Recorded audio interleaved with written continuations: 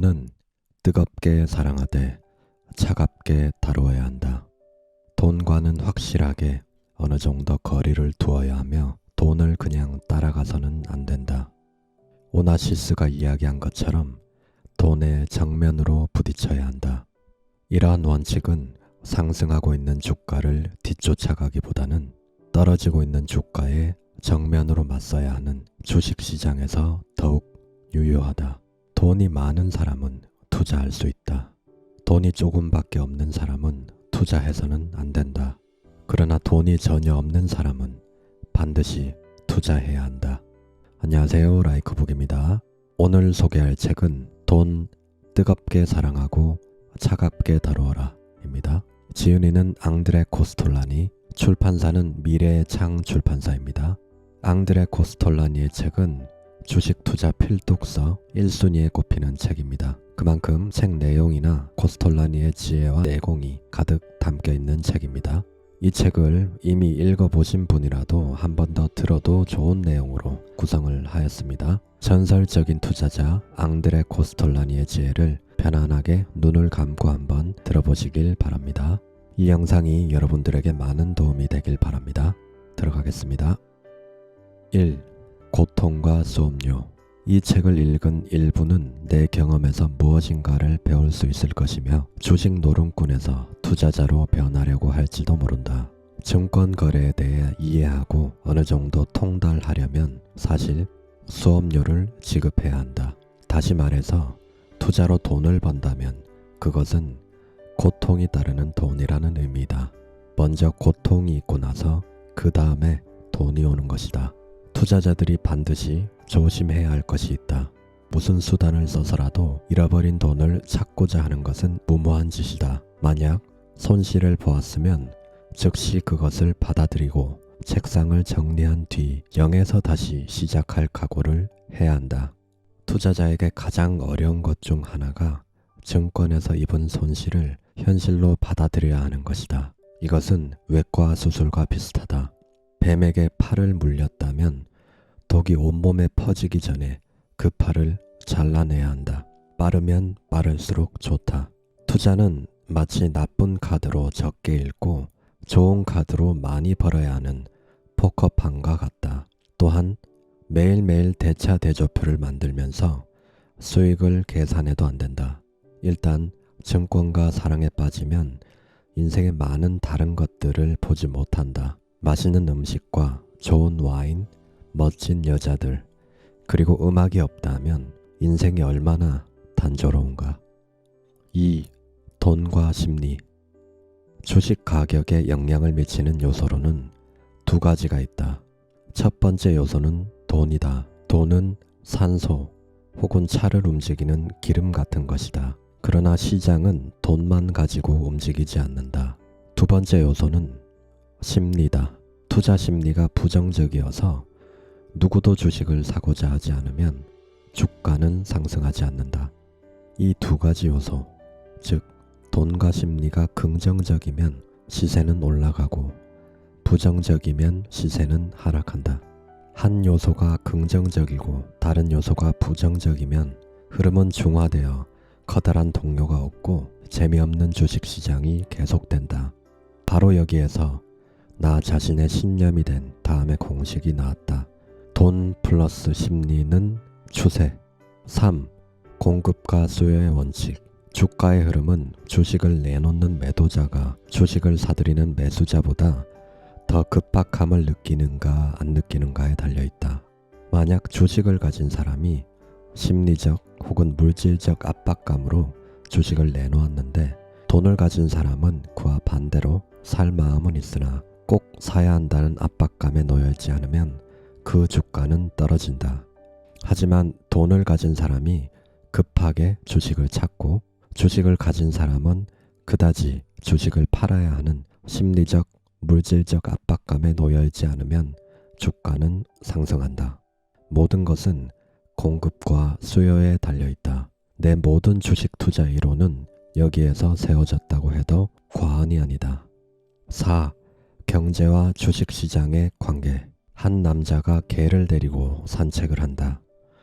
보통 개들이 그렇듯 주인보다 앞서 달려나가다가 주인을 돌아본다. 그리고 다시 앞으로 달려가다가 자기가 주인보다 많이 달려간 것을 보고 다시 주인에게로 돌아간다. 그렇게 둘은 산책을 하면서 같은 목표에 도달하게 된다.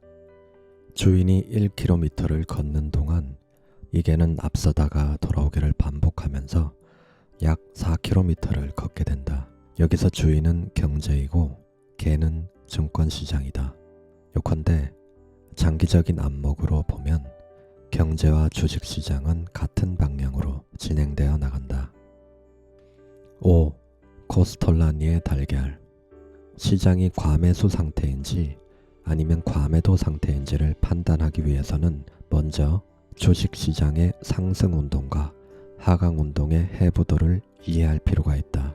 하강운동의 끝을 알아채지 못하면 상승운동의 시작을 알아낼 수가 없으며 상승운동이 어디서 끝날 것인지 알지 못하면 하강운동의 시작을 예측할 수가 없다.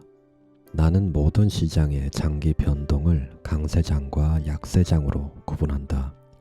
강세장과 약세장은 각기 세 가지 국면으로 구분할 수 있다. 상승운동과 하강운동의 여러 국면이 서로 교대로 나타나기 때문에 원형으로 그려볼 수 있다. 이 원형을 나는 코스톨라니의 달걀이라고 칭한다. 자, 그림으로 간단하게 설명을 하자면 A1 조정 국면. 이때는 거래량이 적고 소유자가 적습니다. 왜냐하면 하락 국면의 끝이자 상승 초입 구간이 있기 때문에 거래량이 적고 아무도 주식에 관심이 없는 그런 구간입니다. 그리고 A2 동행 국면. 이때부터는 거래량이 늘어나고 소유자가 늘어나는 상승 국면이죠. 하락에서 상승으로 완전히 돌아나가는 그런 구간이라고 할 수 있습니다. 이때는 기다리는, 위로 더 올라갈 때까지 기다리는 구간이라고 할 수 있죠. 그리고 A3 과장 국면. 이때는 거래량이 폭증하고 소유자가 증가하는 구간입니다. 이때는 정말 누구나 주식 투자에 대한 이야기를 하고 동네 미용실을 가도 주식에 대한 이야기를 하고 있습니다. 이런 순간이 오면은 과장 국면이 아닌가. 이럴 때는 가지고 있는 주식을 빨리 던지고 나와야 되는 시기죠. B1은 조정 국면인데 거래량이 살살 감소하면서 소유자도 감소합니다. A1이나 A2 구간에서 샀는 사람들이 살살 팔고 더 이상 사지 않기 때문에 소유자도 감소하고 거래량도 감소하는 거죠. 그리고 B2 구간, 본격적인 하락이 시작되는 순간이죠. 거래량이 증가하면서 소유자가 감소하는 대하락을 하는 구간입니다. 그리고 B3 구간, 과장 국면은 거래량이 폭증하면서 소유자가 감소하는 하락의 끝자락에 있는 그런 구간이죠. B3 구간. 그래서 앙드레 코스톨라니는 하락의 끝인 B3 구간과 상승의 시작인 A1 구간에서 사고, 이런 A2나 B2에서는 기다리고 A3나 B1 이 구간에서는 팔고 나와야 된다고 얘기를 하고 있습니다. 앙드레 코스톨라니의 달걀, 이거는 그림 하나로 모든 것이 설명이 되는 아주 놀라운 것입니다. 앙드레 코스톨라니의 지혜를 함축하고 있는 그런 그림이라고 할 수 있습니다. 코스톨라니의 달걀 이거 하나만 이해해도 다음에 기회가 왔을 때 기회를 잘 잡고 이런 구간에서 팔고 나올 수 있는 사람이 될 수 있을 겁니다. 소진파 투자자들은 경제 상황이 아주 나쁘다는 소식이 들려오는 그 시기에 덤핑가로 주식을 산다. 그러고 나면 이제부터 상승운동의 제1국면인 조정국면이 시작되는 것이다. 제2국면에서는 금리를 내리고 경제는 왕성한 성장률을 보인다. 이러한 좋은 소식들과 함께 주식 시세는 상승하고 이는 다시 매수세를 자극한다. 제2국면에 매수를 하는 투자자는 시세 상승을 알아낼 정도의 판단력을 가지고 있고 적시에 매수 신청을 낼 줄 아는 경험 있는 투자자들이다. 제3국면은 부하 내동파 투자자들이 매수에 참여하는 시기다. 주가는 거래량이 늘면서 시간 단위로 상승하며 시세와 고조된 분위기가 서로를 자극해 올라간 주가가 다시 분위기를 고조시키고 고조된 분위기는 주가 상승을 일으킨다. 여기엔 별다른 의미가 없으며 오직 대중의 흥분만이 결정적인 요소이다. 친구들이 주식으로 돈을 벌었다고 자랑하는 소리를 들으면 그들은 거기에 무조건 동행한다. 그들은 이미 올라갈 대로 올라간 주식을 사들이고 눈에 띄지 않거나 저평가된 주식은 거들떠보지도 않는다. 간단히 말하면 현재 유행하는 주식만 사는 것이다. 바로 이때가 주가가 바닥을 기고 있을 때 미리 주식을 사놓은 소심파 투자자들은 부하내동파 투자자들에게 기록적인 값으로 주식을 판다. 과장 국면은 오래갈 수 있으며 주식 매입 역시 돈이라는 요소가 있는 한 계속된다. 그리고 소심파 투자자의 손에 있던 주식이 모두 부하내동파 투자자의 연약한 손으로 넘어가고 나면 이 국면은 끝이 난다. 이제 부하내동파는 주식을 더 높은 가격에 사고자 하는 고객을 기다리는 수밖에 없지만 그런 사람은 나타나 주지 않는다. 소심파 투자자들은 돈도 가지고 있고 인내도 있었다. 반면 부하내동파 투자자들은 주식을 덤핑 가격에 팔고 난 뒤 자신의 상처를 어루만지고 있었다.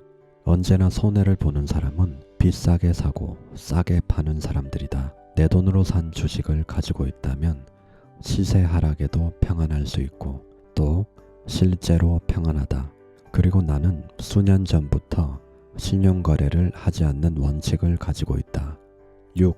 돈의 매력. 돈은 건강 다음의 특권인 독립성을 유지하는 데 중요한 역할을 했다. 백만장자가 되면 애써 일할 필요가 없으며 사장이나 고객에게 굽실거릴 필요도 없다. 쇼펜하우어는 돈은 바닷물과 같다. 많이 먹으면 먹을수록 더 목마르게 된다고 했다. 밍크코트, 보석, 자동차 이런 것들은 한계가 있으며 언젠가는 만족하게 된다. 그러나 은행 잔고를 만족할 만큼 채운다는 것은 환상에 불과하다. 단기간에 부자가 되는 방법은 3가지다. 첫째, 부유한 배우자를 만난다. 둘째, 유망한 사업 아이템을 갖는다. 셋째, 투자를 한다. 첫째 방법에 대해 말하자면 내가 알기에도 수많은 여성과 남성들이 결혼을 통해 부자가 되었다. 유망한 사업 아이템 하나로 부자가 된 사람을 꼽으라면 가장 먼저 빌 게이츠가 떠오른다.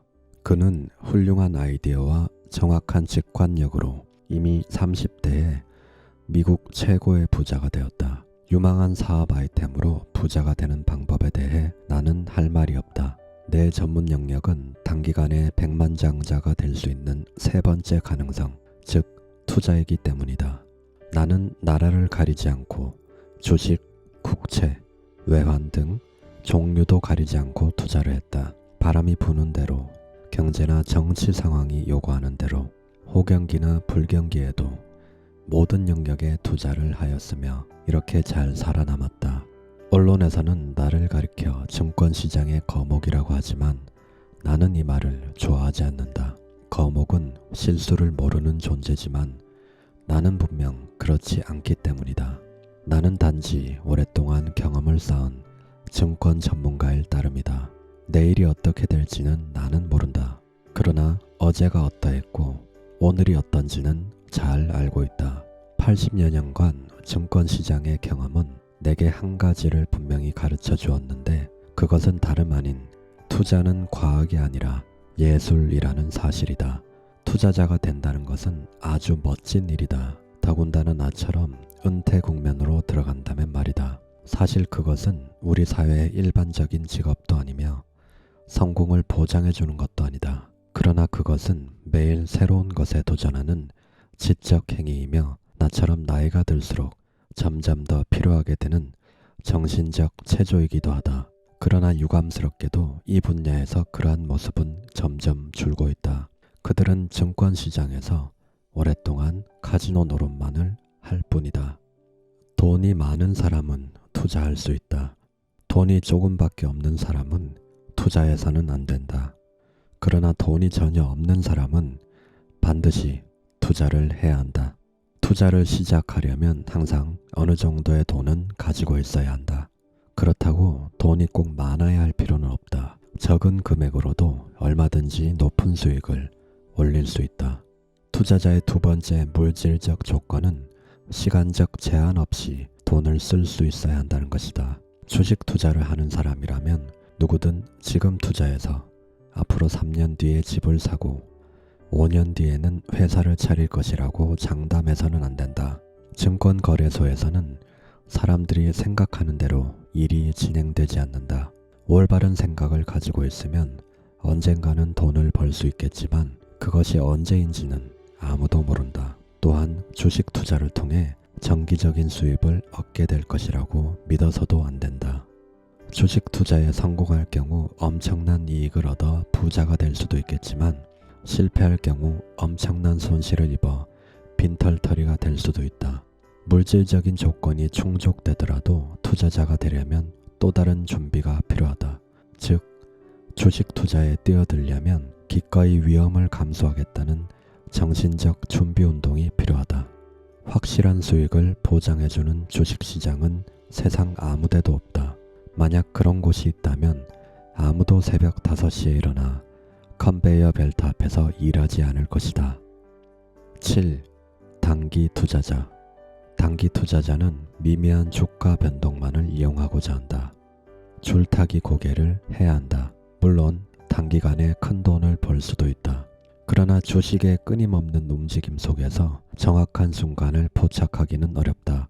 그저 시세의 움직임만 따른다면 그는 장기적으로는 망할 것이 틀림없다. 그들은 룰렛 게임을 하는 사람처럼 이곳저곳을 왔다 갔다 할 뿐이다.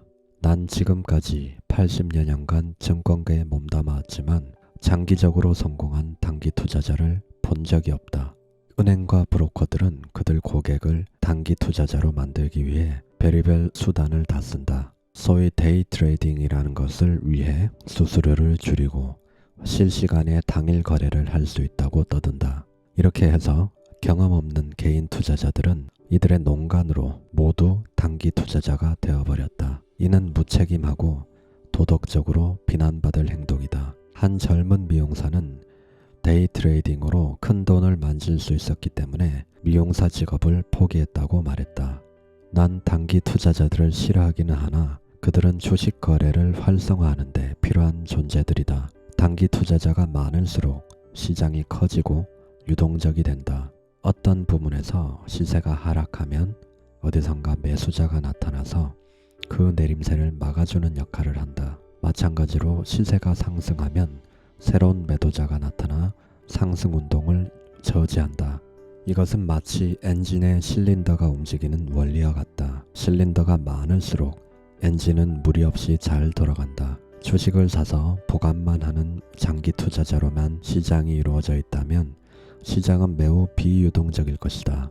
이것만으로도 단기 투자자는 이미 그 존재 가치가 있다. 장기 투자자는 단기 투자자와 정반대이다. 그들은 몇십 년 뒤의 노후 대책이나 후손들에게 유산으로 남기기 위해 주식을 사놓는다. 그들은 주식의 시세 변화에 별로 관심이 없다. 그들은 장기적으로 주식에 투자한 돈은 그대로 주식 속에 남아있으며 불황이 와도 주식을 줄이기 위한 시도를 하지 않는다. 장기 투자자는 적은 액수의 돈으로 짧은 시간 내에 백만장자가 될 수는 없다. 그러나 장기적으로는 가능하다. 세계적으로 유명한 워렌 버핏은 장기 투자로 미국에서 두 번째 가는 부자가 된 사람이다. 그런데도 단기 투자자들은 끊임없이 주식을 사고 팔아야 돈을 벌 수 있다고 생각한다. 나는 현재 500종목 이상의 주식을 가지고 있지만 몇 년 전부터는 그 어떤 것도 팔지 않았다. 오직 추가로 살 뿐이다. 난 여러분에게 장기 투자를 권하고 싶다. 장기 투자는 모든 주식 거래 중에서 최고의 결과를 낳는 방법이다. 8. 주식 투자자의 숙명. 주식 투자자는 항상 위험 부담을 안고 살아가며 마치 눈을 뜨고 자는 악어 마냥 항상 일상적인 위험에 익숙해져야 한다. 투자는 부와 파산 사이를 오가는 위험한 항해이다. 이때 필요한 것은 훌륭한 배와 똑똑한 항해사일 것이다. 훌륭한 배란 무엇인가?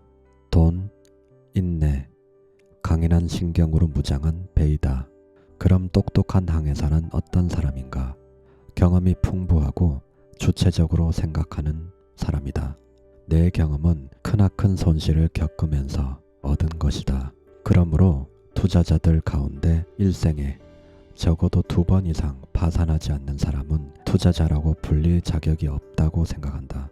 투자에서 손실과 수익은 분리할 수 없는 동전의 앞뒤와 같고 투자자의 일생을 쫓아다닌다.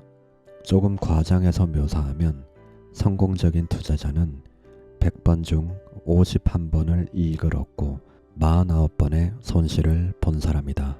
주식 거래에서의 손실은 실은 경험상으로 보면 수익이다. 이것은 장기적으로 보면 현재의 손실이 충분히 상쇄될 것이라는 의미이다.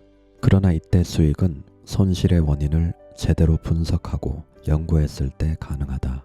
사실 수익보다는 손실을 본 경우의 분석이 훨씬 쉽다. 실패에 대한 진지한 분석만이 성공적인 투자자가 되는 유일한 방법이다. 9. 운전자의 시야. 젊은 시절에 운전을 배울 때 선생은 내게 당신은 절대로 운전을 제대로 할 수 없을 거요 라고 말했다. 내가 놀라서 왜요? 라고 하고 묻자 그는 당신은 항상 차에 본인만 보지 않소. 머리를 들고 멀리 300m 앞을 보시오 라고 말하는 것이었다. 이후 나는 운전석에 앉으면 전혀 다른 사람이 되었다. 멀리 보라는 이 원칙은 증권시장에서도 매우 유용했다. 10. 채권과 선물 투자 그리고 부동산. 러시아 차르 시대의 채권을 사서 6000%의 수익을 얻었다. 이미 러시아는 옛날 빚을 갚지 않겠다고 해서 가격은 똥값이 된 채권을 산 것이다. 당시 패전국이었으며 지급 능력이 없는 상태에 독일의 채권을 사서 다시 큰 수익을 냈다. 독일이 언젠가는 그들의 빚을 갚을 것으로 생각했다. 독일은 그 빚을 확실하게 갚았고 내가 투자한 액수의 140배에 달하는 이익을 줬다. 지난 80여 년 동안 내 투자 인생을 돌아보면 원자재 투자가 상당한 비중을 차지하고 있다. 선물 거래를 통해 나는 잃은 것도 얻은 것도 없었다. 한 가지 명심할 것은 세련된 화술로 확실한 수익을 보장한다고 말하는 사람들에게 넘어가선 안 된다는 것이다. 내가 확실하게 말할 수 있는 것은 오직 손해를 본다는 사실뿐이다. 나는 파리에 2채의 아파트와 별장 하나, 부다페스트에 집 한 채를 소유하고 있는데 파리에 있는 아파트 하나만 세를 놓고 다른 곳은 돌아가면서 살고 있다. 스스로 살 집은 주택이든 아파트든 가능하면 사라고 권한다. 이것이 첫 번째 투자이다. 11. 저평가된 기업. 세계 어디서든 저평가된 기업을 발견할 수 있다. 워런 버핏은 그런 저평가된 기업에 투자해서 부를 축적한 사람이다. 나는 경제위기 당시 한 주에 3달러를 주고 크라이슬러 자동차를 샀는데 지금은 값이 150달러로 올랐다. 다른 투자 대상에 비교하면 주식이 갖는 장점은 장기적인 상승 운동에 있다. 물론 이것이 모든 기업에 해당되는 것은 아니다. 많은 기업이 주가 하락에 시달리기도 하지만 대체로 주식은 장기적으로는 항상 상승하기 때문에 다른 투자 방식보다는 성공하기가 어렵지 않다. 자신의 재산을 분산시키고 크고 튼튼한 기업의 주식에 투자하면 성공 가능성이 크다고 볼 수 있다. 만약 기대처럼 주가가 상승하지 않아도 초조해하기보다는 인내를 가지고 시세가 다시 오를 때까지 기다리는 것이 좋다. 12. 수면제 투자법. 나는 거의 모든 투자자에게 주식에 투자할 것을 조언한다. 그러나 성공하려면 수면제를 먹고 푹 잠이 들어 몇 년 동안 주식시장의 움직임을 듣거나 보지 말아야 한다고 말했다. 그렇지 않다면 강세장이 다가오는데 바로 그 앞에 침체 국면에서 손해를 보며 모든 것을 팔아야 하는 시장의 분위기를 뛰어넘을 수 없기 때문이다. 내가 시장을 낙관적으로 보는 이유는 아주 간단하다. 비극적인 전쟁이 있었음에도 세계 평화는 보장되었다. 그렇지만 어디서든 화약 냄새가 나면 투자자들은 주식에 투자하려고 하지 않는다. 상황이 불확실할수록 투자자는 주식 투자를 하지 않고 상황이 확실할수록 주식 투자는 늘어난다. 확실한 것은 도박성을 띤 투자보다는 주식을 여러 해 동안 보유하고 있는 것이 결과가 더 좋다는 것이다. 좋은 제품을 아주 싸게 산 뒤에 올라가길 기다렸다가 파는 게 가장 정석이다. 싸게 사서 비싸게 판다. 이것만 기억하면 된다. 13. 돈과 주식. 유동자금이 주식시장으로 흘러들어오면 첫 번째 매수는 완전히 바닥시장에서 시작하며 시세는 서서히 올라가기 시작한다. 주가가 오르면 대중은 다시 주식시장에 관심을 갖게 되어 주식을 사고, 그러면 이것이 새로운 매수자를 자극하는 식으로 진행된다. 반대의 경우도 똑같다. 돈이 마르면 투자 심리는 부정적으로 변한다. 아무리 좋은 경제 소식이 많다 해도 자금이 새로 유입되지 않으면 주가는 오르지 않는다. 이처럼 돈이라는 요소는 중기적 증시 흐름에서 가장 중요한 역할을 한다. 그 때문에 투자자는 돈에 영향을 미치는 다양한 요소들을 제대로 파악해야 한다. 14. 금리와 주식. 경제가 침체기에 있으면 중앙은행은 금리를 내린다. 대폭락 직후 이들은 다시 금리를 낮췄고 월스트리트는 얼마 지나지 않아 다시 최고점을 기록했다. 반대로 인플레를 잡기 위해 금리를 크게 올리면 심한 타격을 받는 것은 뭐니 해도 주식시장이다. 금리 상승으로 인해 통화량은 급속히 감소하며 증권시장으로의 자금 유입 역시 고갈이 된다. 신용으로 주식을 산 투자자들은 상승하는 금융비용 때문에 주식을 다시 팔아야 하는 처지에 놓이게 된다. 뿐만 아니라 예금이자가 높아 은행으로 가는 돈이 많아지면서 예금이 주식의 경쟁 상대가 된다. 폭락은 사실 투자자들에게 좋은 기회가 된다. 금리가 떨어지면 언제라든가 그러나 라는 말은 있고 무조건 주식시장에 뛰어들어가야 한다. 1967년 존슨 대통령은 이렇게 선언했다. 나는 내 집권 기간 동안 금리를 낮추는데 최선을 다할 것입니다. 미국 대통령의 이러한 발언과 함께 투자자들은 마치 도약판에서 뛰어내리는 다이빙 선수처럼 미친 듯이 월스트리트로 뛰어들었다. 15. B2의 위험. 항상 빚을 내서 신용으로 추가 매수를 하다가 큰 손실을 당하게 된다. 절대 빚내서 주식 투자를 해선 안 된다. 1950년대 체험한 경험이다. 당시 뉴욕 증시는 상승 국면을 타고 있었다. 나는 전기와 컴퓨터 부문을 유망 종목이라 생각해서 관련 기업의 주식을 샀다. 그때 나는 더 많은 수익을 얻고자 나의 한계를 넘어 신용으로 추가 매수를 했다. 당시 미국 대통령은 아이젠하워였는데 그는 전쟁 영웅으로 미국에서 대단한 위세를 누렸으며 1년 뒤에 있을 대통령 선거에서 차기 대통령으로 아이젠하워가 재선될 거라는 데는 의심의 여지가 없었다. 그런데 아무도 예상하지 못한 일이 벌어졌다. 1955년 아이젠하워에게 심장마비가 왔다. 다음 날 월스트리트의 주가는 10에서 20%까지 떨어지는 폭락을 보였다. 나는 증거금을 더 내야 하는 처지에 몰리게 되었고 가지고 있는 주식을 팔아야 했다. 나같이 신용으로 주식을 샀던 사람들은 주식을 팔아야 했고 그리하여 폭락은 더욱 가속화되었다.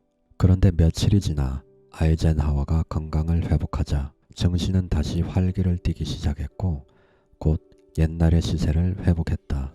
내가 가지고 있던 주식은 시세가 10배나 올랐으나 내게는 이미 버스가 떠나간 뒤였다. 이러한 경험을 통해 나는 확실하게 깨달은 것이 하나 있다. 절대 빚내서 주식 투자를 하지 말자. 16. 전쟁의 승리를 위한 4가지 요소. 전쟁의 승리를 위해 꼭 필요한 4가지 요소는 돈, 생각, 인내, 그리고 행운이다. 자신이 충분히 생각한 끝에 전략을 세웠다면 자신의 생각을 믿어야 한다. 친구나 여론, 일상생활 등에 의해 흔들려서는 안 된다. 증권거래소에서는 머리로 돈을 버는 것이 아니라 엉덩이로 번다라는 말이 있다. 인내는 아마도 주식 투자에서 가장 중요한 요소일 것이다. 인내는 빈번한 실수를 피하게 하는 요소이다. 인내가 없는 사람은 주식시장 근처에서 얼씬거리지 않는 것이 좋다. 투자에서 얻은 돈은 고통의 대가로 받은 돈, 즉 고통의 결과이다. 대다수의 주식 투자자들에게는 사이사이의 폭풍과 악천후를 견뎌낼 수 있는 인내와 주관이 모자란다. 시세가 떨어지면 그들은 즉시 심리적 혼란에 빠져 주식을 팔아치운다. 폭풍을 버틸 수 있는 충분한 인내가 없으면 투자는 하기 힘들다. 투자자에게는 돈과 생각, 인내, 행운, 이 네 가지 요소 가운데 하나라도 빠지면 부하내동파 투자자가 된다. 돈이 없거나 혹은 빚이 있다면 투자자는 인내를 가질 수가 없다. 항상 그렇듯 시장이 그가 기대했던 것과 달리 나타나고 시세가 그의 예측과 다르게 변동하면 그는 바로 포지션을 바꿀 수밖에 없다. 나중에 시장이 그에게 유리하게 전개된다 해도 그때까지 인내할 여유가 없는 것이다.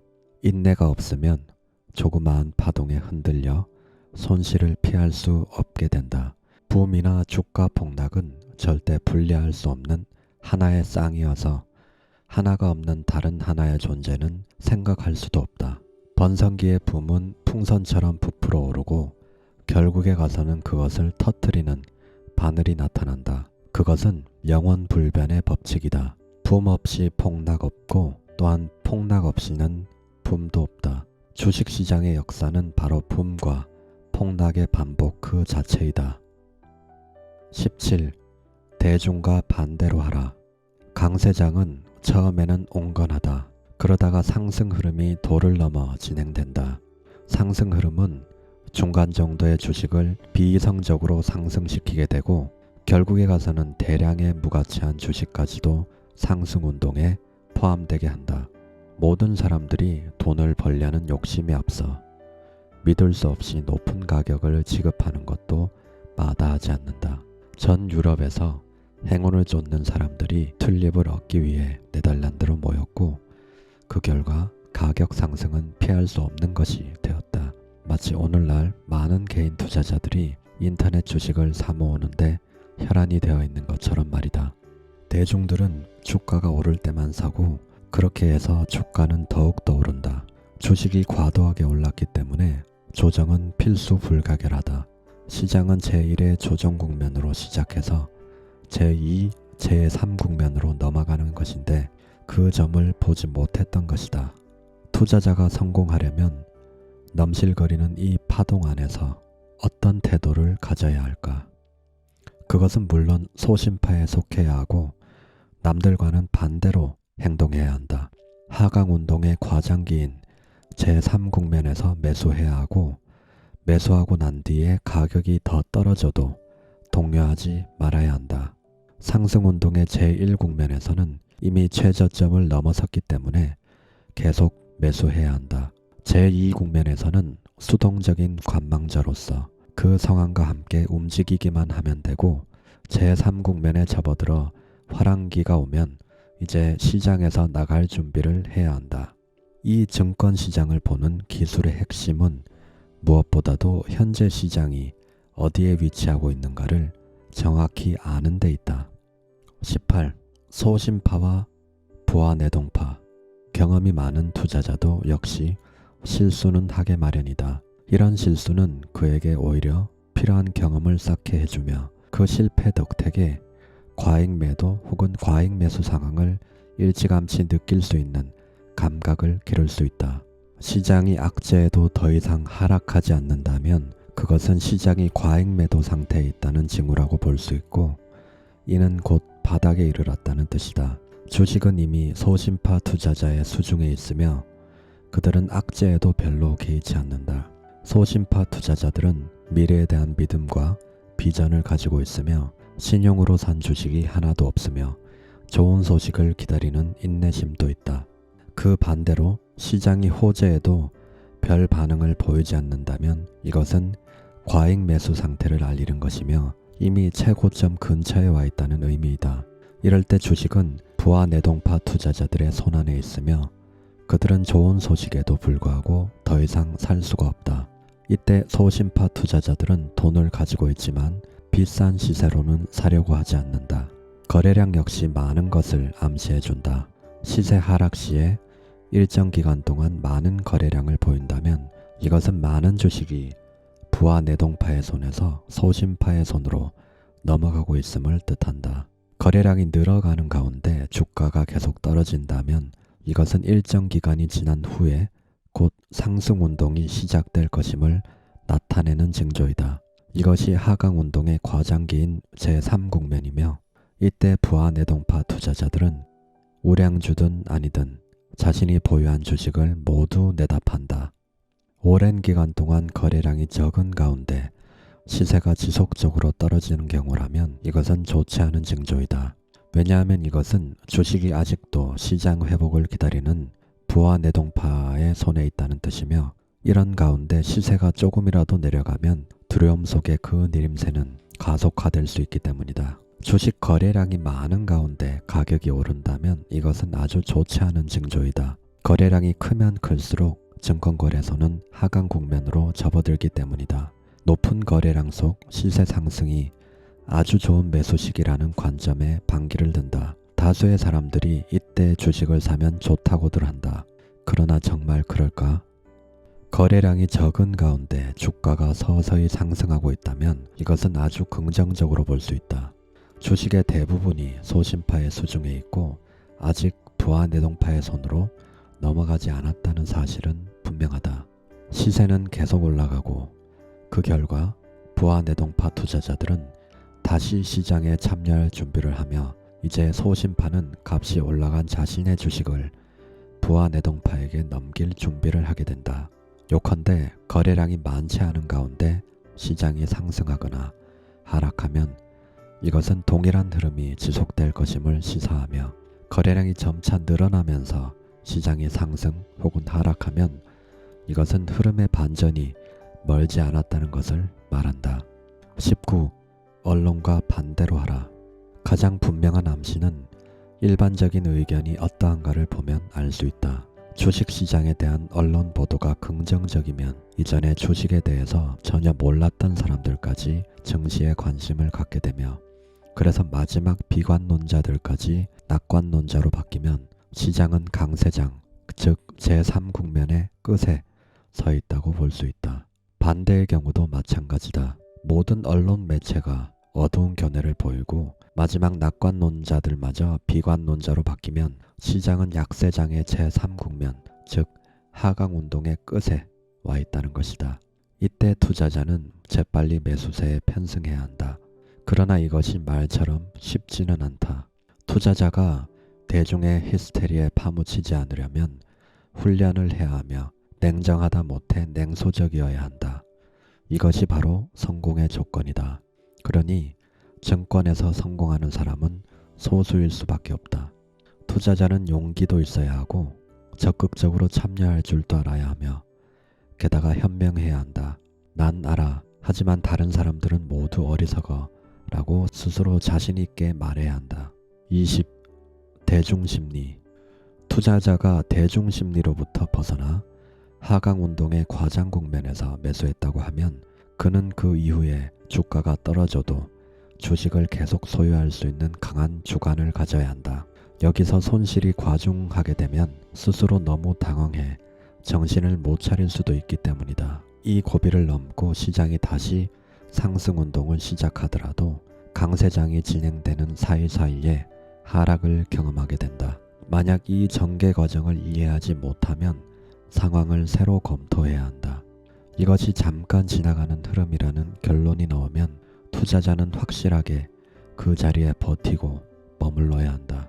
그러나 전쟁이나 중요 변수가 생기면 신속하게 결정을 내려서 사랑스럽고 희망 넘치던 그곳에서 당장이라도 뛰어내려야 한다. 즉, 투자자는 결정적인 순간에는 자신의 생각과 계획을 버릴 준비가 되어 있어야 한다. 내가 탄 배가 잘못된 배라고 생각하면 가능한 한 빨리 뛰어내리라는 말이다. 요컨대 투자자는 단단하기도 하고 유연하기도 해야 한다. 낙관주의자들이 서서히 우위를 차지하기 시작하는 초기에 서둘러 시장을 벗어날 수도 있다. 그러나 제3국면의 초기에 시세는 급등하기 때문에 그렇게 되면 큰 수익을 볼 수 있는 가능성을 놓칠 수 있다. 그리고 이때 돈이라는 요소가 여전히 유동적이면 제3국면도 상당 기간 유지될 수 있다. 20일 페타 꼼뿔리.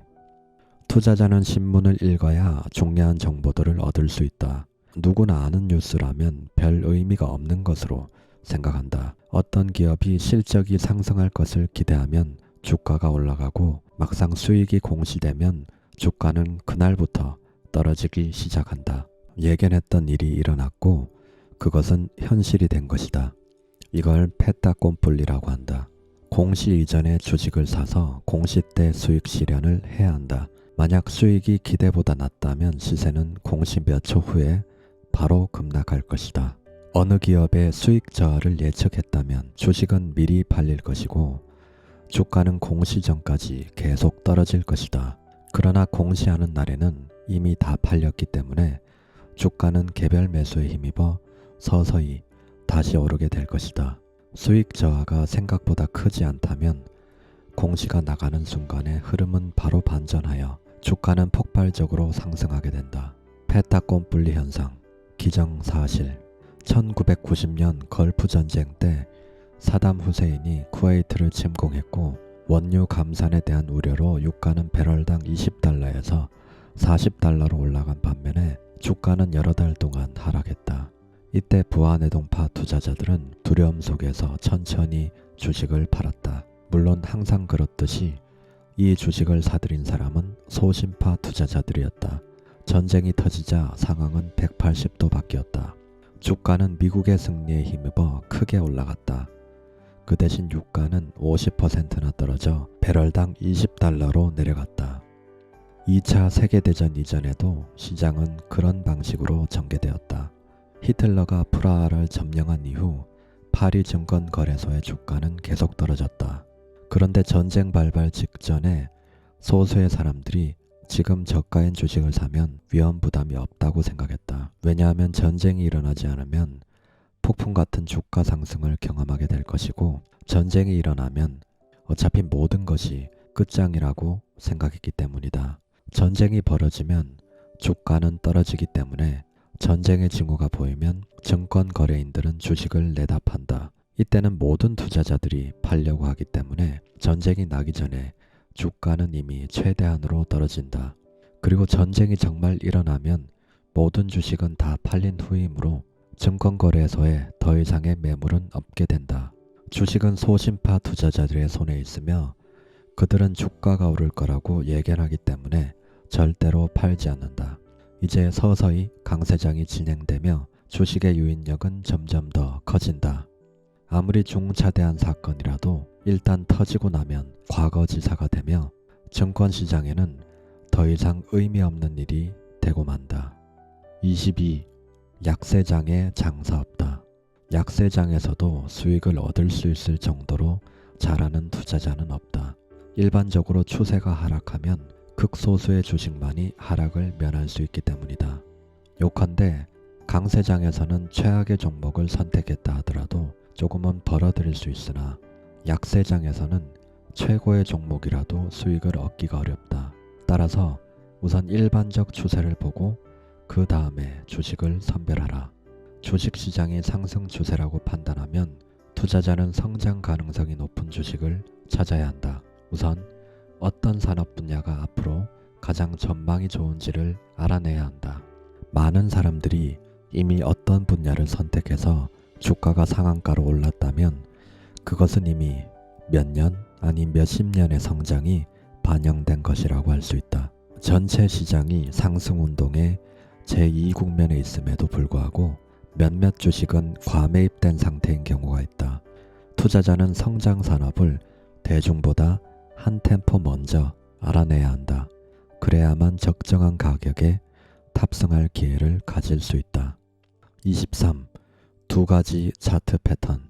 내가 관심을 가지는 두 개의 차트 법칙은 M과 W 이론, 이중 상승, 이중 하락 이론이다.